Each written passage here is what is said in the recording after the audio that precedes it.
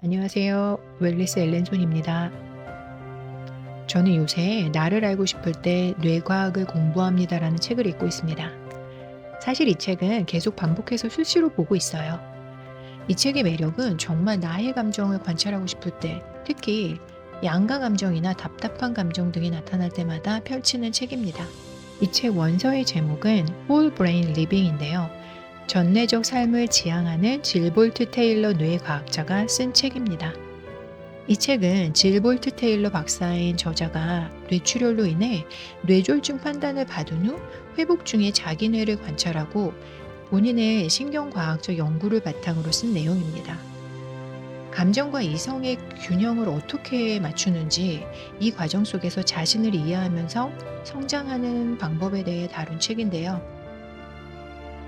이 책이 참으로 저를 흥미롭게 했던, 그리고 개인적으로 저의 감정 교과서가 된 부분이 뭐냐면 뇌를 네 가지 캐릭터로 구분을 했다는 것인데요. 우리의 뇌는 좌뇌와 우뇌로 크게 구분을 하죠. 여기서 네 가지 캐릭터를 좌뇌 사고형, 좌뇌 감정형, 우뇌 사고형, 우뇌 감정형으로 설명을 합니다.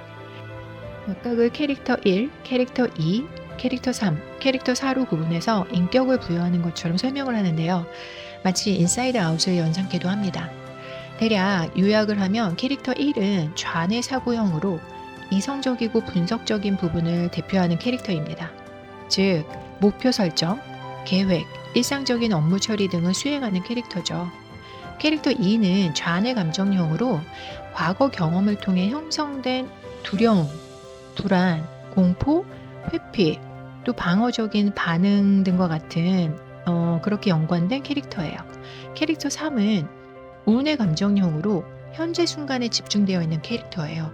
현재의 즐거움, 창의적이고 자유로움에 몰입하는 면이 있는 캐릭터죠. 캐릭터 4는 운의 사고형으로 자신과 세상, 모든 생명체와 연결된 느낌을 주는 평온한 상태를 유지하려는 캐릭터입니다. 다소 영적인 부분과도 관련이 있죠. 좌뇌 사고형 캐릭터 1은 험난한 세상에서 가장 책임감을 가지고 맡은 일을 해내는 인격이라고 볼 수 있어요. 즉, 계속 성장하고 성공하기 위해 무언가를 수행해내는 뇌의 영역이죠. 반면에 좌뇌 감정형 캐릭터 2는 두려움, 공포, 불안 등 모든 캐릭터들을 보호하기 위해 외부 자극과 마주하는 인격이라고도 할 수 있어요.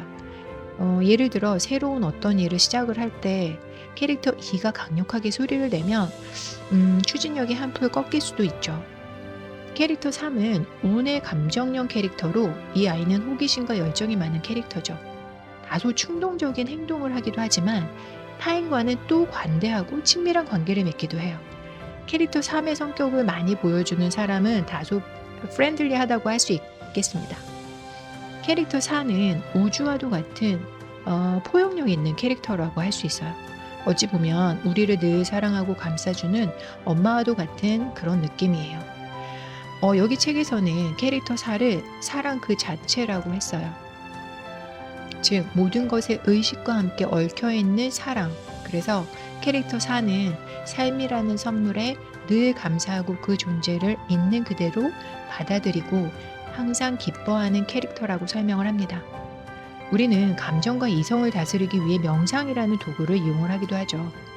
명상을 통해 캐릭터 4의 존재를 드러내고 확장시킴으로써 나를 더 큰 사람으로 만들 수 있을 것이고, 타인과 더 나아가 세상과 하나임을 이해하는 데 더 큰 기능을 할 수 있을 것이라고 생각을 합니다. 저자가 말을 하기를 나이가 들면서 좌뇌 캐릭터의 의식이 더 높아지면 좌뇌의 캐릭터 1과 캐릭터 2의 성격이 더 편안하게 느껴진다고 언급을 합니다. 이 말은 우리가 사회화가 되면 될수록 호기심, 상상력, 과학적으로 증명되지 않은 미지의 세계 등에 대해 갸우뚱거리거나 무시하는 경향을 보이는 것이 확률적으로 높은 편이죠. 결론적으로 이 책에서 강조하는 것은 우리가 이 네 가지 캐릭터를 이해하고 활용을 하면 타인과의 관계에서 또는 어떠한 상황에서 나타나는 나의 감정이나 생각을 더 잘 다스리고 균형 잡힌 결정을 내릴 수 있다고 보는 것입니다. 이것을 전뇌적 삶이라고 하며 우리의 좌뇌와 우뇌를 모두 잘 활용하여 연결시키는 것이죠. 이 책에서는 이를 두뇌 회담이라고 말을 해요. 이를 위해서는 감정의 흐름, 사고의 변화 등을 잘 관찰하여 기록함으로써 어떤 상황에서 나의 어떤 캐릭터가 더 소리를 내는지 알게 된다면 의식적으로 그 감정과 생각을 컨트롤하는 데 도움이 될 수 있습니다. 참 재미있죠? 저만 재미있나요? 이제는 이 책이 제 감정을 공부하는 교과서가 돼서 수시로 읽곤 하는데요. 뇌과학이나 감정 공부, 자기와의 대화 등에 관심이 있으신 분들은 한 번쯤 읽어볼 만한 책이니 추천드립니다.